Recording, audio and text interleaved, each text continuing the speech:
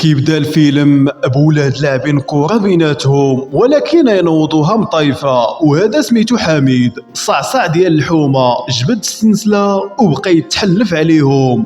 اعتق خوه ياسين وصحابو هما يعلقوا بحالهم، وكليكه ديال الولاد تابعينهم وما كاين غير عفط. هنا كيبان لينا انهم عايشين في منطقه مقوده عليها ديال الاحياء الصفيح اللي كاينه في مدينه كازا، حي سيدي مومن، مستنقع اللي فيه البطاله والبليه والحظيه وقله ما يدار. حميد وخوه عايشين المعاناة والبؤس ديال المعقول. الاب ديالهم هارب ليه الخفيف، وخوهم الكبير مفروح، والام ديالهم بقوة الهم والمحاين ديال الزمان ولا فيها غير النقير، جالسه غير كدعي في ولدها. ديما كيمشيو للزباله كيدبروا على شي بياسه يعاودوا فيها البيع. واحد جوج ولاد بقاو يسبوا في نبيل صاحب ياسين وكيقولوا ليه يا العطاي يا ولد الشيخه غادي نشدوك، داكشي اللي على بالكم. هو يجي حميد زعقهم كيخافوا منه، هو اللي حاكم لازون فين ما كاين شي بعلوك كيخدم عنده. نبيل لقى واحد البياسه ديال الموتور، حميد عطاها لخوه ياسين باش يديوها للميكانيك اللي سميتو با موسى، وانه غادي يبيعوها ليه ب10 ديال الدراهم، ووصاه باش ما ينزلوش منها الثمن وما يضحكش عليهم با موسى. مشى ياسين مع صاحبه عند با موسى باش يبيعوا ليه اللعيبه، ولكن با موسى شلاه بيه من فعايلو،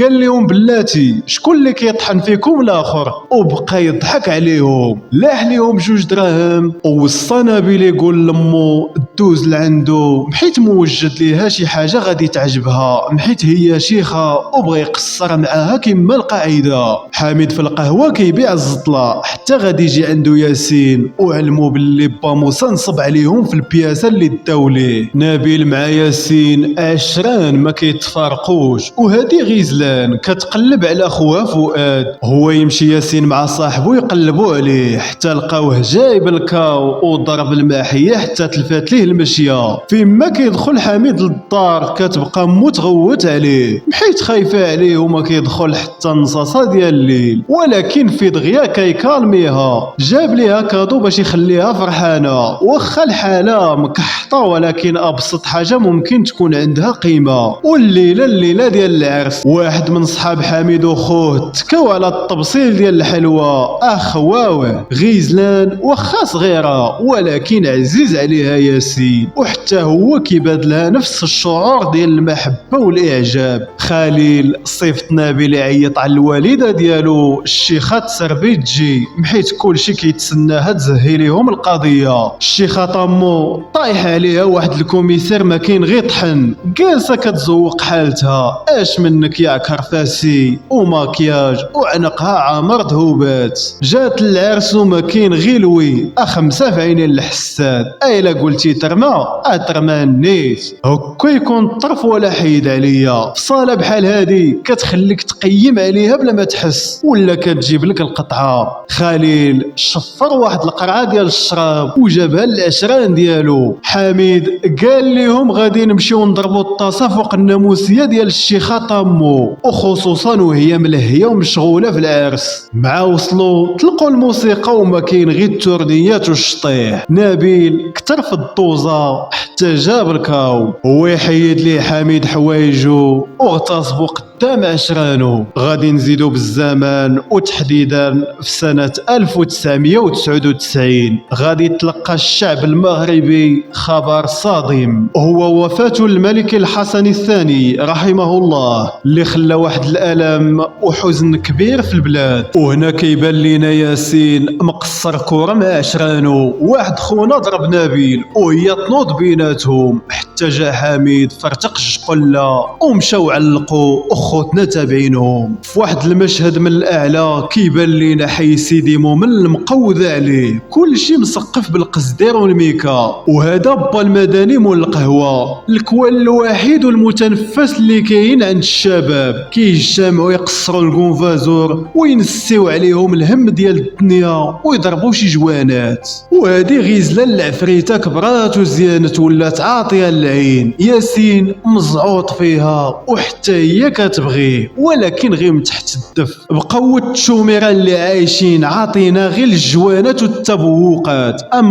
مقودة حميد بزناز وديما كيفاريها مع الحناش برشوه. ياسين ما بقاتش عاجباه الخدمه ديال يبيع الليمون، ولكن خو الكبير ما بغاش يدخل معاه في التبزنيز حيت خايف عليه. واحد الحياة متشددين في الدين كيسبوا ويعايروا في الشيخة طامو وبغاوها تخرج من الحي حيت هاد الشي مخالف للدين الاسلامي. واحد اليوم حميد تحدى عشرانو يهرس الزجاج ديال الطوموبيل ديال البوليس، هو يهز حجره ونيش عليهم، فرشخ الزجاج ديال الطوموبيل وجابها في الكوميسير، والبوليس خلاوه حتى كان ناعس هما يجيو داوه من الكاشه ديالو باش يعلموه شكون هو يضرب البوليس ويتحدى المخزن. ياسين ولا كلشي كيتعامل معاه خايب وما بقى حتى واحد كيحترمو حيت خوه اللي كان مكالي عليه مشى العكاشه، ولا خونا عزيز الكلوشار هو اللي حاكمها. طايف مع ياسين حيت ما بغاش يخلصو في البلاصه فين كيبيع الليمون. ياسين كيتفنى على غيزلان ولكن مقوده عليه ما يمكنش تكون معاه. طامو هزات حوايجها وخوات الحومه توادعت مع ولدها وصاتو باش يمشي يخدم مع الميكانيكي با موسى. نبيل دبر على صاحبو ياسين ولا خدام معاه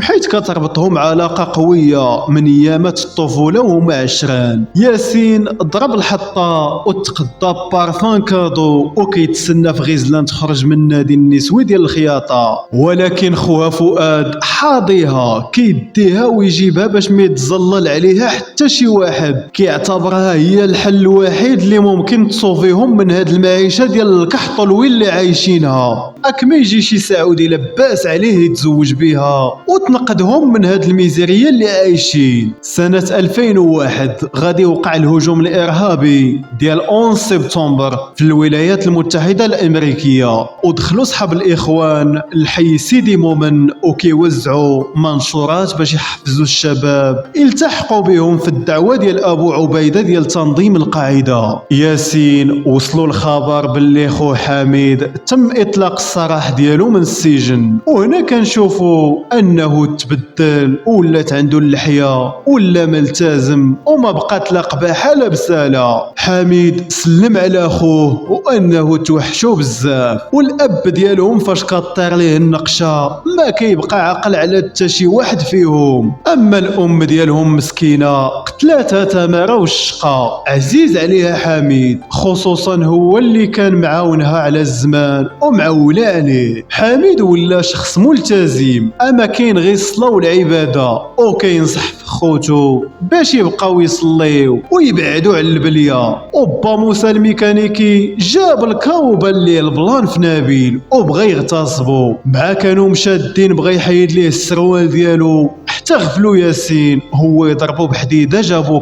كاو قتلوه في البلاصه. نبيل علم خو ياسين بالجريمه اللي وقعات وجا حميد مع عشرانو الحياه وضمصوا الجثه وتستروا عليهم. ياسين مع صحابو جاو باش يصليو مع جماعه ابو الزبير اللي استقبلهم وقدم لهم خطاب وكيحاول يقنعهم باحاديث ونصوص دينيه باش يدخلوا معهم في التنظيم او ما يسمى داعش. صحاب ياسين حتى هما بغاو ينضموا ليهم، وفي الصباح اجتمعوا وزياد كيعلمهم فنون القتال وكيفاش يدافعوا على نفسهم. خليل بوحدو اللي ما عجبوش هاد الشيء حيت الهيت ديالو غير الجوانات والطاسه، اما الصلاه والعباده والالتزام ما بينه وبينهم غير الخير والاحسان. اما الشباب اقتنعوا بخطابات ابو الزبير اللي غسل لهم الدماغ ديالهم بافكار سلفيه جهاديه مبنيه على العنف والشهاده والتشدد. ابو الزبير قد انه يشغل التفكير ديال ياسين بخطاباته وانه ممكن يكفر على الذنوب اللي قام بها في الماضي. فعلا ولا حتى هو ملتزم والمشكل ولا متشدد في الدين. زياد علمهم انه يوم الجمعه غادي يكون اجتماع مهم واي واحد خاصه شي حاجه غادي يقضيوها ليه. حميد ما عجبوش الحال حيت ياسين ولا قريب بزاف لابو الزبير الزبير وزياد. علم نبيل وفؤاد أنهم تقبلوا في الجماعة ولاو أعضاء في التنظيم، وغزلان مع الفولار اللي لابسة جات كتحمق تقابلت مع ياسين وسلموا على بعضياتهم، حتى جا فؤاد خوها وعلمهم باللي ولد عمها خطب غزلان. والشرطة هجمات على مالين الحاية وعطاتهم قتلة ديال العصا، وأبو الزبير ما عجبوش الحال على هاد المعاملة اللي قامت بها الشرطة وتوعدهم باللي غادي ينتقم منهم. الأم ديال نبيل الشيخة طمو بغات تجي تشوف ولدها ولكن هو ما بغاش. الشباب ولاو منغامسين في الخطابات والموعظة الحسنة، أما كاين غير هادي حلال وهادي حرام. أبو الزبير علمهم باللي تم اختيارهم من دون الشباب اللي كاينين تما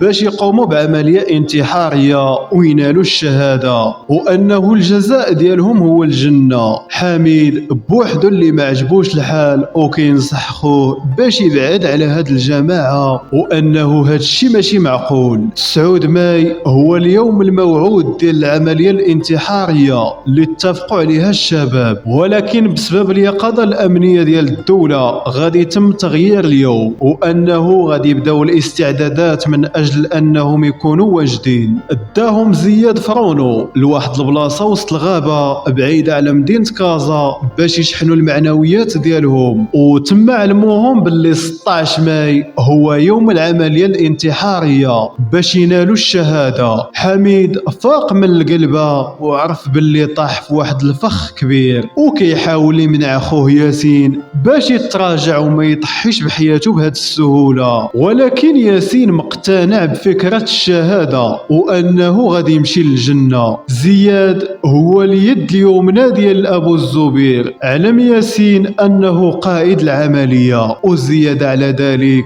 زياد خبير في الفنون ديال القتال كيعلم الشباب كيفاش يقاتلوا، ومن بعد غادي يرجعوا بحالهم الحي سيدي مومن في 15 ماي 2003، أي بقى يوم واحد على العملية الإرهابية اللي غادي ينفذوها في مدينة كازا. اجتمعوا الشباب مع أبو الزبير وصلوا صلاة الجماعة وحسنوا الحياة ديالهم باش المخزن ما يجي بلا دخلوا للمدينة، وربطوا ليهم حزام نازف وعطوهم ساعة يضبطوا التوقيت ديالها مع 10:52 باش يتفرقعوا كاملين في توقيت واحد. توادعوا مع أبو الزبير وعطاهم المباركة ديالهم باش تنجح العملية، وشدوا الطريق في طاكسي لمدينة كازا. باش وصلوا بقاو يتمشوا في الزناقي حتى ظلام الليل. حميد شد خوه ياسين بغى يمنعو ولكن دفعوه ولاحوا. هو يجبد جنوي خشاه في الحارس اللي كان عساس على واحد المقهى، ودخل هو وصاحبو نبيل ولقاو البنات كيشطحوا كلشي كيضرب الطاسة. حميد كيشوف فيه من الشرجم والدموع في عينيه، حتى كيبان لينا ولاد لاعبين كرة وكيشوفوا وكيسمعوا انفجارات في المدينة. ينتهي الفيلم بمشهد لأطفال في حي سيدي مومن يلعبون كرة القدم في الظلام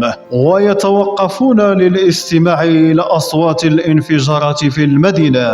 تظهر العناوين الختامية لتوضح تفاصيل التفجيرات في المدينة الدار البيضاء عام 2003 والأماكن التي وقعت فيها وعدد الضحايا الذين لقوا حتفهم. قصة فيلم يا خي الله. أحداث الفيلم تستند على حدث واقعي عاش المغاربة مأساته وعاد عليهم بالعديد من الويلات، وساهمت في الاحتقان لسنوات وأحدثت أذى وخسائر جسيمة على نفسية الأفراد. وقد جاءت أحداث 16 مايو 2003 الإرهابية لتدخل المغرب في اتجاه تحدي موجة من الاعتداءات المجانية، ولا يجد مرتكبوها حجة سوى تسلحهم بالحقد على المجتمع. واعتبرها البعض طريقة جديدة في الاحتجاج على أنها حالة من اليأس تترجم عن طريق الإثارة الانتباه بطريقة فظة وعنيفة، ويمكن النظر إليها من زاوية ثانية أنها نتيجة لتأثيرات خارجية